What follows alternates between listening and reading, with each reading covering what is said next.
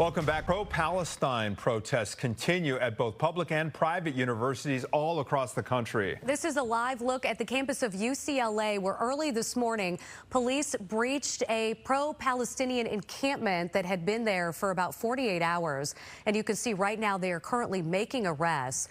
Of course, this comes during a busy month for students preparing to take final exams and attend graduation ceremonies. In some cases, those graduation ceremonies have been canceled. North Central political science professor William Muck joins us live this morning to provide some context on the situation. And Professor, civil disobedience is not protected free speech. So why do you think these universities are allowing these students to essentially take over parts of campus?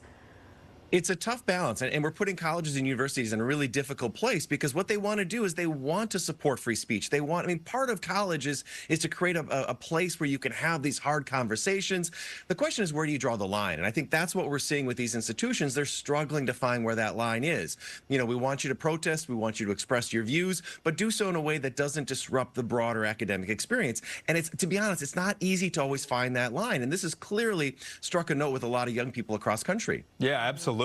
So we've been following news breaking out of Evanston, Northwestern University. They negotiated with protesters who set up in that lawn in the center of campus, and then just yesterday they were slapped with a lawsuit. There were 3 plaintiffs claiming that they are, now as a result of this, having to deal with anti-Semitism on a campus that they say should be there for their protection and for their education.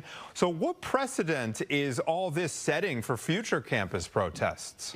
Well, I think it's interesting to look back and then look forward, right? And so a lot of people are making connections back to 1968, especially with the DNC being in Chicago and the Vietnam protests. We could talk about 2020, the Black Lives Matters protests, and those are some sort of previous examples that give us a sense of how we handle them and what we're likely to see.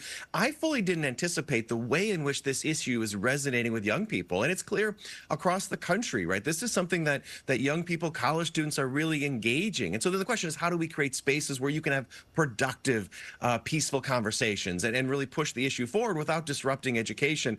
And I think institutions of higher ed are struggling to find that proper balance. Mm-hmm. You know, I'm so curious. You're a political science professor. You're teaching current events in the classroom. What is the topic of those lessons right now regarding these protests? Well, I will say, students feel deeply about this. And so, it's easy to kind of lose the perspective when the violence plays out or when a protest goes in the wrong direction.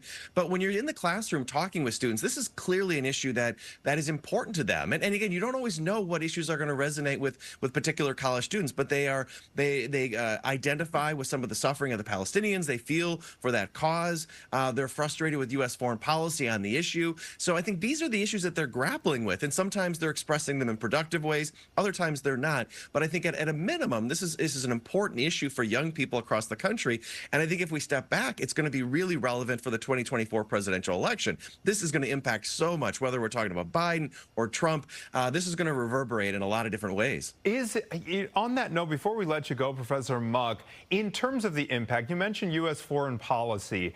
Do these kinds of protests, in your mind, do they have an impact on policy? In recent months, since October 7th happened, we have seen the Biden administration, asking Benjamin Netanyahu and the IDF to kind of cool their jets of late.